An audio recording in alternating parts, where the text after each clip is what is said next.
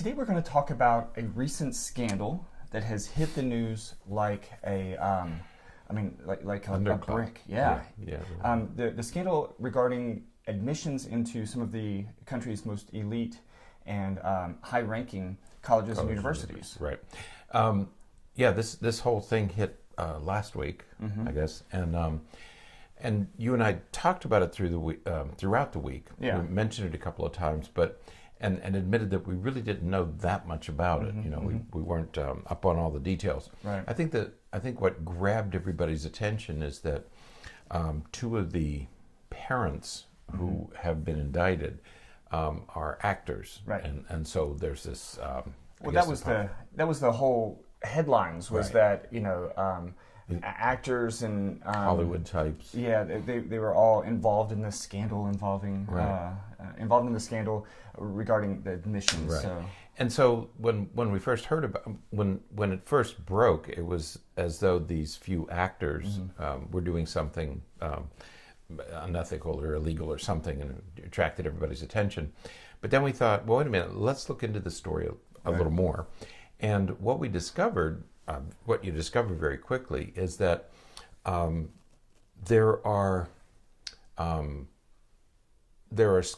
scandal is that there are ways of getting into these elite colleges that most of us don't know about. Right. And the problem is, and it's funny that this should come up because there was an article published about a week before this by a Princeton graduate, right, who was also a local recruiter for Princeton students, but he has stopped doing it because of something called legacy. Okay, we're going to talk about legacy in a minute. So he published that article, and just a few days after that, this story broke. Yeah. And what this story is about is that, for example, at Princeton or Brown or Harvard, only a single-digit percentage of applicants are accepted. Right. Like if you apply to Princeton, they have a 5% acceptance rate. Right. Brown is probably less than that, fewer than 5%. Right. But when you go to these colleges, and certainly it exists in Florida today, about a smaller number of applicants are accepted to the University of Florida. It's the flagship university, and so it exists in every state, Michigan and California. So if you want to go to one of these elite colleges or universities, you have to have high grades and high test scores, and not everybody who has those scores gets admitted. Right. So how do you get admitted to these elite colleges? Right. Well, and what's interesting is that, like with some of the ones that you just mentioned, Florida and Michigan, we're not even necessarily talking about Ivy League schools. We're not talking about Princeton and Yale and Harvard. We're talking about some state schools. One of the schools, several of the schools implicated here include the University of Southern California, the University of Texas at Austin, where I was for years. And so it's not just the Ivy League schools. Right. It's any school that has a very low acceptance rate. Right. Okay. Yeah.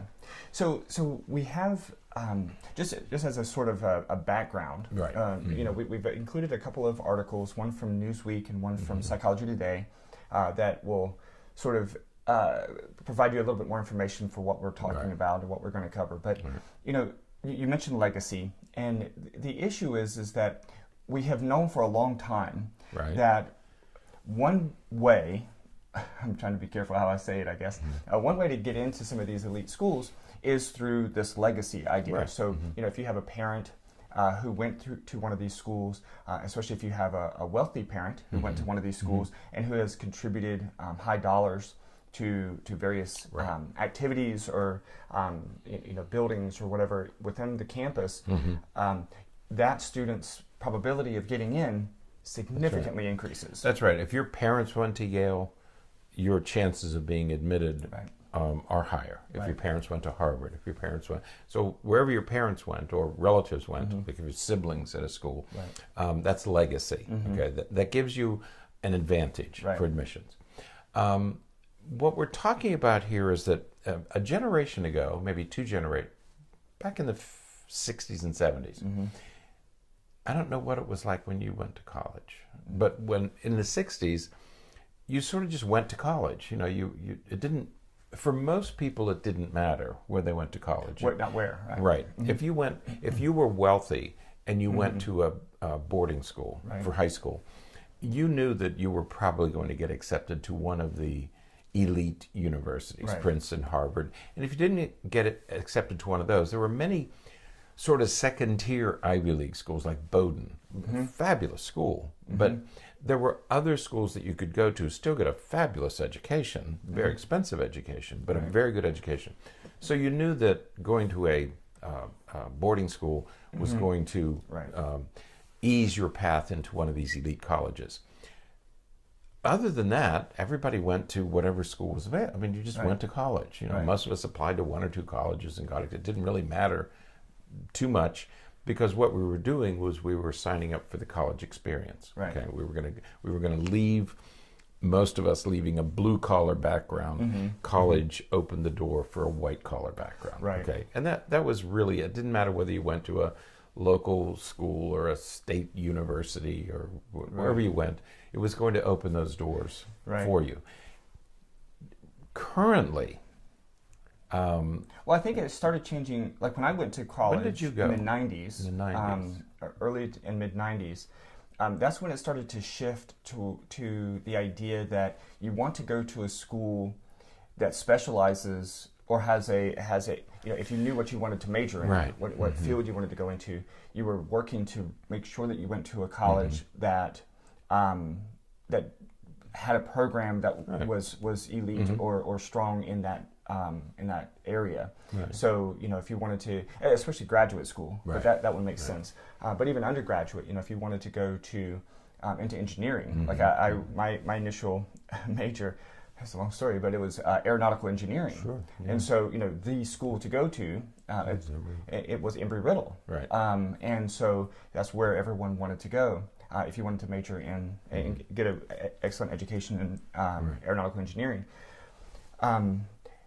So that really was hitting in, at least in the 90s. I don't know if before then that was a major thing, but yeah, that was really what was emphasized. When we applied for colleges, we didn't think much about grades or, I mean, as long as you were passing your high school, there were no AP classes, there were no honor, you just went to high school.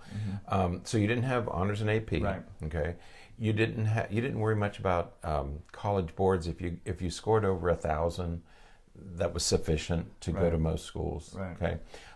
In the 60s, if you had A's and B's and even a few C's and scored over 1,000, you could go to the University of Florida. You would easily admitted into the university because you met their basic criteria. Yeah. See, our emphasis was you had to have at least a 3.5 or higher and 1,000 on the SAT. And that was in the 90s. That was in the 90s. Okay. But something happened.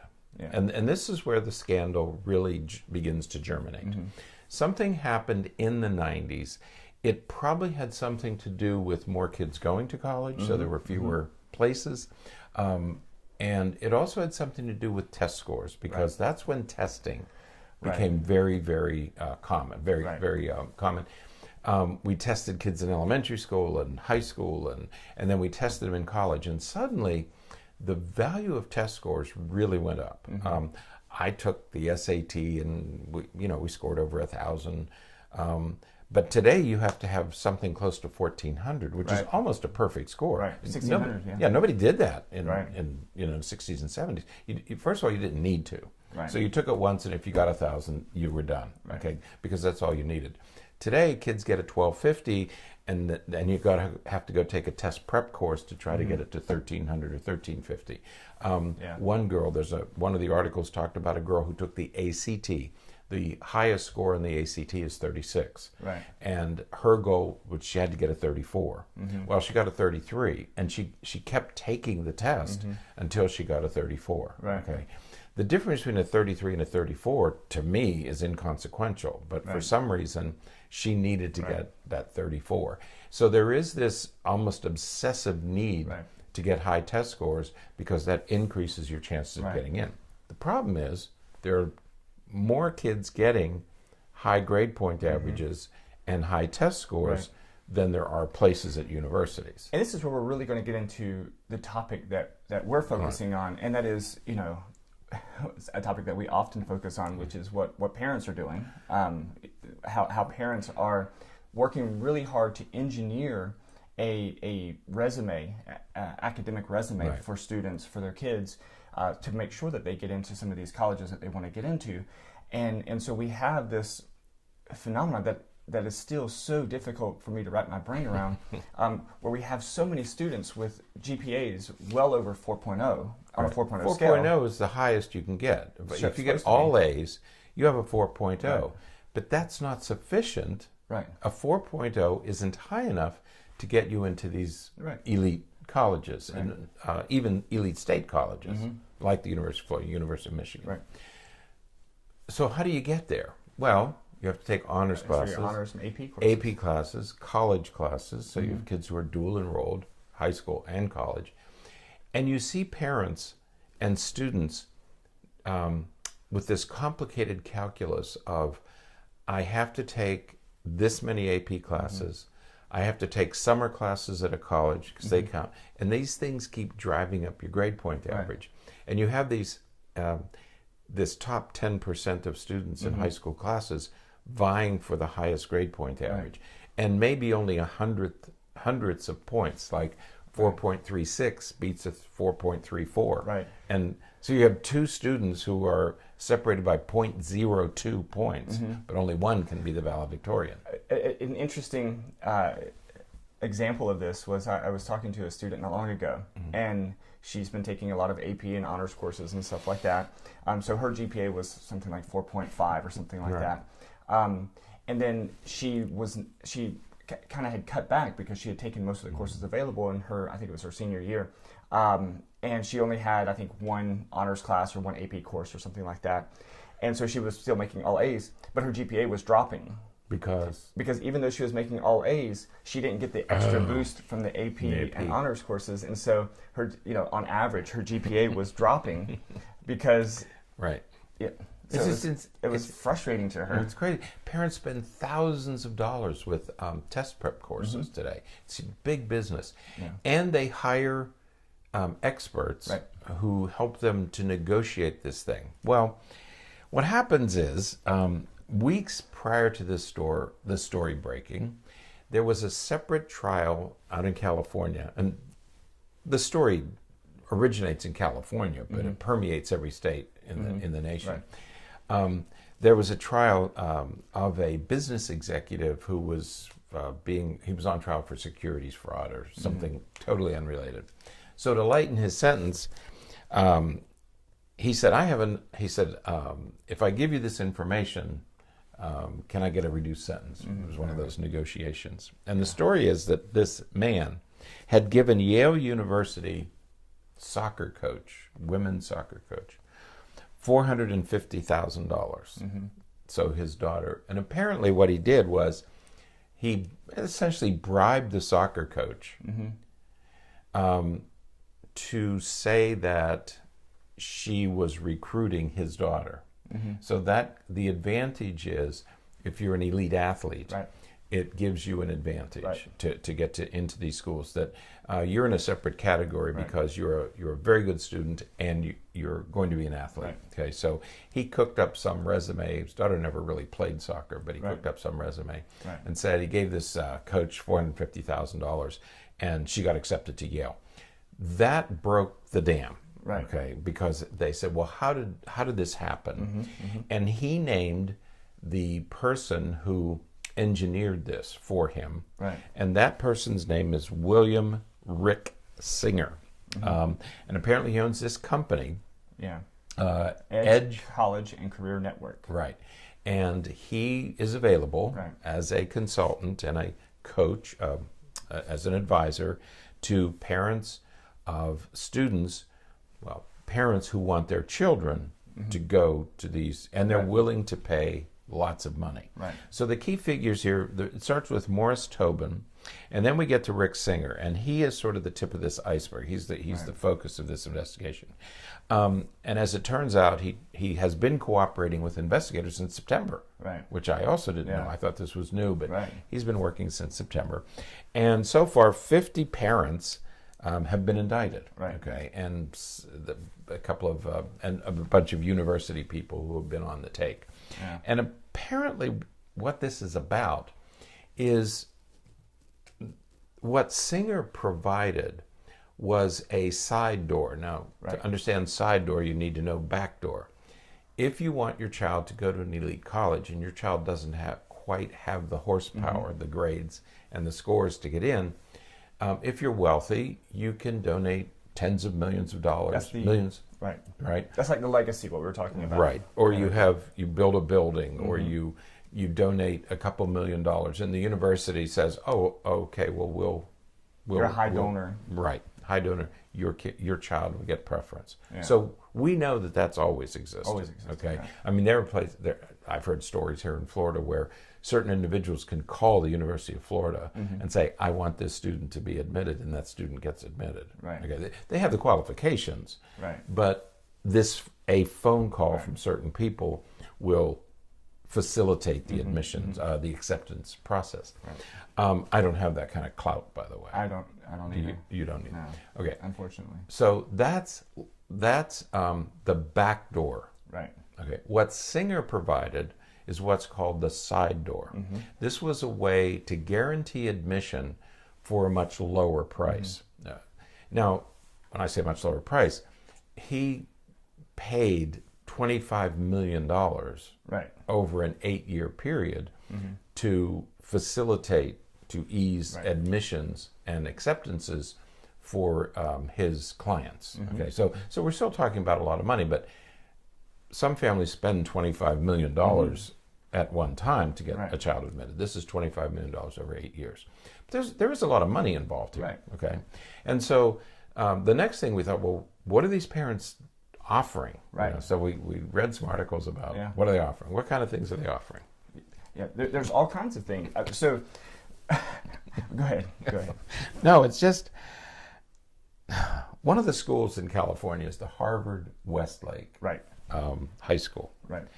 And it's in Studio City, California. Guess where that is? Okay. The tuition is $38,400 a year. That's many of us is a substantial amount of money. It's a lot of money. It's a year's salary for a lot of people, right? But this is a year's tuition. This is after tax dollars. So you have to make close to $50,000 to pay $38,000, because those are 40-some thousand. Just for that part, right? Right. Just for the tuition. Right. Doesn't include everything else. Right. So anyway, this is an elite school, obviously. So what parents are accused of, one mother who I think sat on their board of directors of this elite high school, paid. You could have done this for a living, Bernie. No, I can't. She paid somebody $50,000 to take her son's ACT in person. So that person went to the testing center and took the test. She had her son take the test online. So he thought that it was his score. Right. But it was actually the score of the other kid who took it in person. Okay. So she paid $50,000 for that, and her son got accepted. Okay. So she paid a person to sit in for her son. Another one, testing surrogate. Right. Another one of the board members claimed that his daughter, he bribed the tennis coach at the university, and he cooked up a story that his daughter had won several USTA, United States Tennis Association, USDA tournaments. And you can track these. You can go to websites and find their names. But he figured that nobody would really check. So he cooked up this resume for his daughter and said, my daughter's... Now, he had to bribe the tennis coach at the school to say to the admissions department, I want this student because she's won these tournaments. Okay, so the tennis coach, in fact, at the University of Texas at Austin, the men's tennis coach was involved in some of these scams, and he has been put on leave. He hasn't been fired. Some coaches have been fired. Several have been fired because it is documented that they did accept bribes, and some bribes as high as one coach accepted from one parent $450,000. to say that their child was an elite soccer player. Right. Okay. Right. So parents are spending $50,000 up to $450,000 Right. to bribe coaches, to have other people take their exams, Right. and to but again, we're not talking about millions of dollars. We're talking about hundreds of thousands or tens of thousands. Right. So that's why it's called the side door to admission. Right. And what's fascinating about all of these stories to me is that in many of the cases, the students don't even know. That's right. The what's kids happening. don't know. One mother talked about that. Right. She had two daughters, and she said, "Well, my second daughter's really smart, and she would have figured it. Like your first daughter's stupid." You know. Yeah. I mean, the language that they use is just shocking. But she said her second daughter, was sort of figuring out that her mother was working behind the scenes. But they try to keep it secret, like this woman did with her son. Yeah. He thought that was his score. Yeah. You know, she had cooked up this entire scam Right. to make him think that he had scored that high. Right. And so it goes into the real crux of what we're here to talk about, and that is that this is sort of the epitome. This is sort of the top of the mountain of helicopter parenting. Where does it end up? You know, Right. because we have talked for years about helicopter parents and lawnmower parents. Right. Okay, the lawnmower parent is the parent who prepares the path. Okay, Right. for their kids, and helicopter parents are micromanaging every aspect of their kids. Where does it end? This is the logical conclusion. This is how it looks at the college level. Right. We know what it looks like at elementary and middle and high school because you have parents constantly navigating and helping their kids navigate these systems. We have I won't talk about things too close to home because of confidentiality, but this is what it looks like at the college level. Yeah.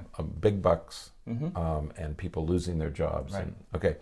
So I felt a little bit, as I was reading all these articles, I felt a little bit chagrined that colleges were named because it gives the entire college a bad name. We're talking about Stanford, University of Southern California, University of Texas, Harvard, Yale.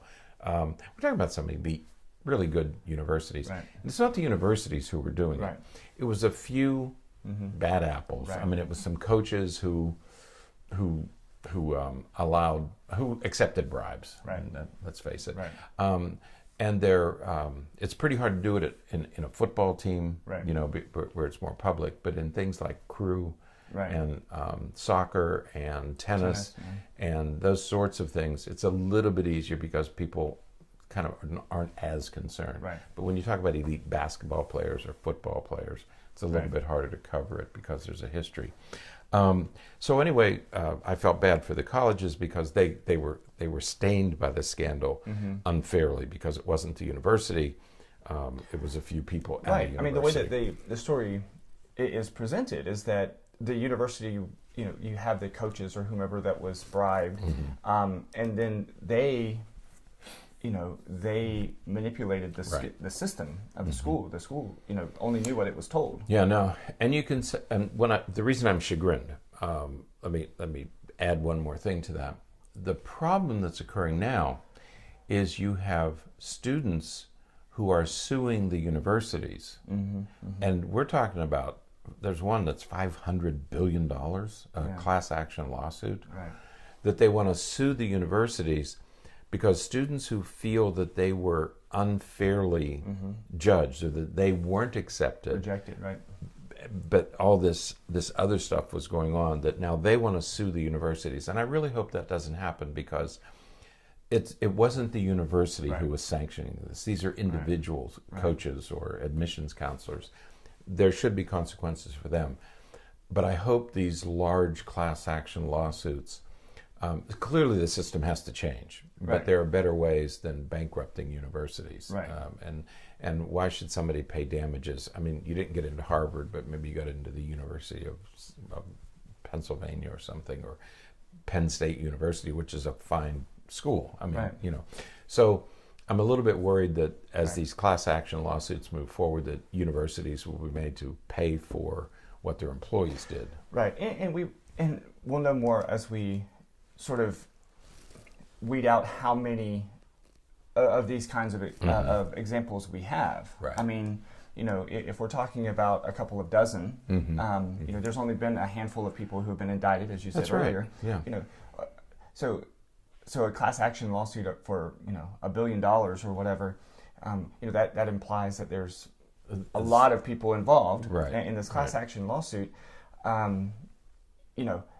Because a university accepted 4 or 5 of these side door deals, that's not going to account for all these people who are left suing, out, because we're talking about many more who are suing, and you may not have gotten in anyway. So it's going to be a messy lawsuit. Now, granted, the system needs to change, and the third thing we want to talk about is what's wrong with this? Why is this a problem? Well, first of all, college admissions obviously is not a blind process. Right. Okay. There are many factors that go into it. Right. There's the whole issue of trying to balance races and genders and all that. Equal opportunity? Yeah. Oh, I know what you're talking about. Oh my gosh, I can't believe think of the word. But you're trying to get an even distribution of different races and different nationalities and all that. Diversity. Okay. Yeah. You want a diverse student body. Right. Okay. So we know that's a problem, and that is making its way through the courts. Right. When I was at Texas, there was a fellow, a white male, who sued the law school because he was denied admissions because he wasn't black or some other race, and that he said that it favored certain races and shouldn't have, just for diversity, that he was qualified but wasn't accepted. Yeah. So it's never been a really blind process. Second, the other thing is that wealth does provide privilege. Right. I mean, we've always known that. Yeah. I mean, we've known that for years, that if you're well connected or if you're very wealthy, you can get things that other people can't get. And it may not be fair, but that's the way our system works. And it's worked like that for a long time. And it's been that way for a long time. Yeah. That's right. There's examples from 100 years ago where that was the case. Exactly. Where individuals who, again, this legacy idea, where people who went to particular colleges or donate a certain number of dollars, they get these special privileges. During the Civil War, during the war between the states, if you had a lot of money, you could pay to have your son not be conscripted. Okay, if you paid enough money, your son would. We saw it in the Vietnam War. People who had lots of money were able to get. They would send their children to Canada, or they would get doctor's excuses. And people who had a lot of money, or if you were in college, you weren't drafted. If you didn't go to college, that means you were poor. Then you get drafted. Right. Okay, so wealth has always carried a privilege, and so. So we said, well, why are we so concerned about this? Why are 2 psychologists so concerned about this? Well, it's not. Our concern is that we have spoken many times about what parents are doing to get their kids, and so there's this wonderful article by a physician of all things. Last name is Ginsberg. First name is Kenneth Ginsberg, M.D.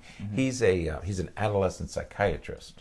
Works at the Children's Hospital of Philadelphia, and he wrote in Psychology Today. He wrote this piece about what's the problem with this. The title of it is "Disgusted by the College Admissions Scandal?" ?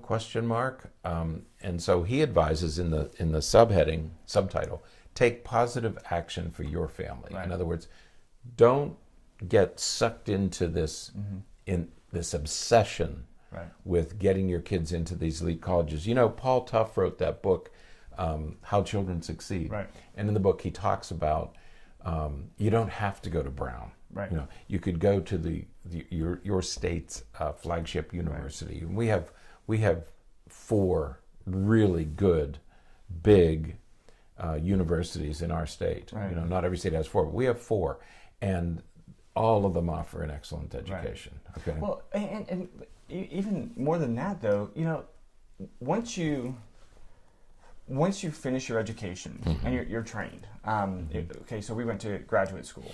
I don't know that anybody's ever cared where I got my doctorate. As long as I'm licensed. That's Do they check your grade point average? They never look at my grade point average. They never ask. Nobody really. When I say I went to USF, we'll talk about that. Okay. You were educated. You were got Yeah. licensed, and you practice. But because somebody goes to other schools that are either private schools or just smaller schools, you know, again, once you're licensed and if you're doing good work, nobody cares. Nobody cares. Right. That's right. So what Dr. Ginsburg talks about in this article is something called resilience. Right. It's something we've talked about many times. And this article captured our attention. And what he says is that what we should be teaching children is how to be resilient. Right. And that is, how do you handle life's setbacks? Right. Because we are all going to suffer setbacks. Right. All of us are going to experience some failures somewhere along the way. And what we should be preparing our children for a larger life that involves occasional failure. I mean, if you're constantly trying to succeed, you're probably going to fail once in a while. Right. Okay. The only way you can never fail is if you never try anything. Right. Okay. But as long as you're trying to do things, particularly high-level things, every once in a while you're going to experience a disappointment or failure. Right. Okay. And maybe even more often than not. Right. You might experience Depending on failure. how hard you're pushing. Right. You might experience lots of failure. In our field, you experience failure when you write an article and it's not accepted. Right. You know, it's rejected and you have to say, okay, it didn't get accepted there. How do you deal with that? Right. Okay.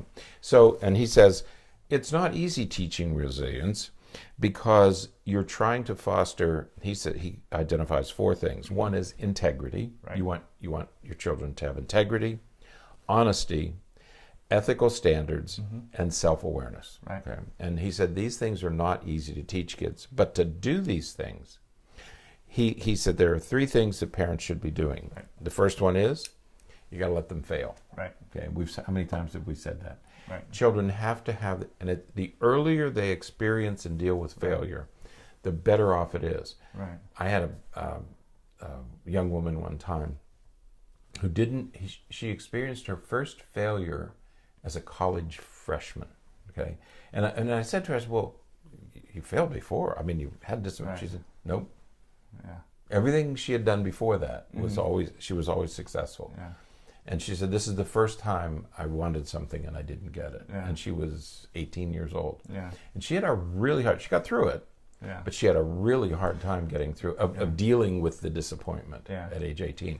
She would have been better off failing spelling when she was 8. Right. You know, to learn what disappointment tastes like and how to deal with it. Right. Yeah, we were talking about, I had my class, I'm teaching a child psychology course right now, undergraduate course, and we were talking about in middle childhood. Right. And so 6 to 12 or so. And we were talking about, organized sports. Right. And whether or not we should have participation trophies. Right. And so What did they some say? of the students found it very challenging to consider the idea that some kids, some players should be left out, that they shouldn't get trophies because, hey, if they're there trying, they're there for fun and they're trying, so they should get trophies. And so it came up, of course, with the idea that, might it be okay that they realized that what they did wasn't quite good enough, that they failed, using that word, that they didn't succeed completely, and that use that and teach them how to use that to motivate them to work harder and to keep pushing and to keep trying. Right. And the students really had a difficult time with that. It was Because they were recipients of participation trophies? Do you think that's why? Or it could have been. Yeah, I mean they're all, millennials? 19, 20 years old. Yeah. Mm-hmm. So undergrad. yeah. So yeah, it could have been that they were beneficiaries of that approach. But. Yeah, because he tells parents, he said, don't help them with their homework. Leave the assignment on the table. Let them learn how to deal with the consequences. They'll get it eventually. But it's better to do it when the stakes are low. Right. They're lowest in elementary school. They're lower than that in middle school. They start to rise a little bit in high school. Right. But they don't really count until college. Right. The only permanent grade report you ever have is your college grade report. Right. Okay? I mean, that always stays with you. Right. You have to report where you've been. Nobody cares about high school, Right. really. Right. And so he said, let them fail. Let them fail early. Let them learn how to deal with their disappointments. Right. Second thing is, life is not always fair. Right. Okay? Get used to it. And we say those things. We say that whoever said life would be fair? That's right. We say that, but we don't really reinforce that with our kids. We have entrenched systems of privilege in this country.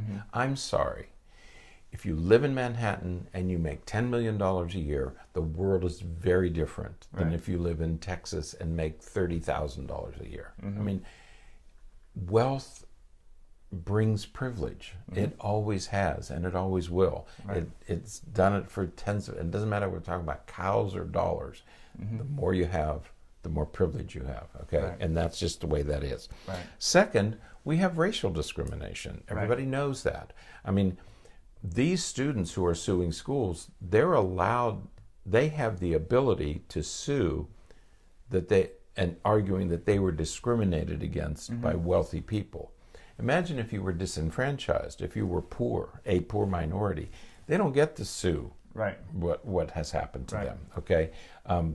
We had a civil rights movement in the 60s, but it wasn't, they didn't sue universities, okay? They had to go to the streets and get beaten up and bitten by dogs and jailed and killed in order to address the problem of racial discrimination. We've always had racial discrimination, okay? We're doing less about it. It's getting less attention than this, but yeah, there's racial discrimination. It exists. Should it change? Absolutely. We've had class discriminations. We've had money discrimination. I mean, there are these differences of race, class, money, wealth, white privilege. Those things exist. If you want to change those, there are ways to do that. But please know that they do exist, and you just have to get used to it. Okay. There's nothing we can do about it in the short term. Should it exist? No, but it does exist. So it's not always fair. And the third thing that we liked, because it's in keeping with what we have written about in our books, is he encourages parents to be a lighthouse, not a helicopter. And so lighthouse was a new one. It's a bit of a new one. But it was sort of ours was staff. When we wrote our book. So we liked the concept of a lighthouse parent. So we talked about using a staff to guide and to lead our kids. Because when we were writing our book, we got to spare the rod, spoil. We were talking about discipline, and we were talking about spare the rod, spoil the child. And what we learned was the word rod originally referred to staff, like a shepherd's staff. Which was used to guide sheep and to protect them from predators. Okay, that's what a staff was. Not you didn't beat your sheep. I mean, those are prized possessions. You say you don't beat them with a club, but you protect them and you guide them. And that's how Ginsburg talks about the lighthouse. Using being a lighthouse to guide and to steer children towards where you want them to go. Where you want them to go. And avoid the rocks and avoid the shoals and avoid what could wreck your ship. Okay. So he's not talking about clearing the rocks out of the way like the lawnmower or helicopter parenting, but just letting them know where those rocks are and then letting the ship make its own decisions. That's right. And your job is just to guide them where the safe places are. Okay. And so we like the metaphor of the lighthouse parent in keeping with much of what we've written about and talked about. So I like this article. It's posted on the podcast. It's from Psychology Today, written by an adolescent psychiatrist at the Children's Hospital of Philadelphia, a guy who knows his way around teenagers. So take a look at that. Absolutely. So again, kind of pulling all this together, we had this huge scandal that is certainly driven and at its roots derived from parents who are trying to pave the way for their kids who are as you said a minute ago, this is sort of the eventuality of helicopter parenting and that tendency and sense that some parents have that they have to make sure that their kids are doing the best in the best places and scoring the highest that they can score and everything is perfect for them to the point that they don't experience any failure. And as Ginsburg says here, instead of doing that, we really need to, just kind of show them their way. Let them be aware of the dangers and know where the safe spots are, but then letting them make their own decisions. Let them decide. Okay. They're gonna have to work their way through those teenage years. They're not always easy. Most do it well. 80% are going to get through those years just fine. But let them do it on their own, right. and let them fail once in a while. You can't.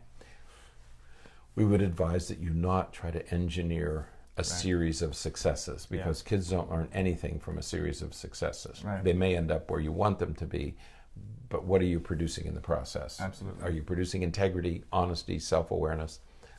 No, it might be a hollow shell that you end up with. Absolutely. Somebody who's had the way paved. Perfect. So, all right. Well, that then is it for today. Enjoyed that topic. Yeah, absolutely. So, all right. Until next time, stay happy, stay healthy, and forget to be afraid.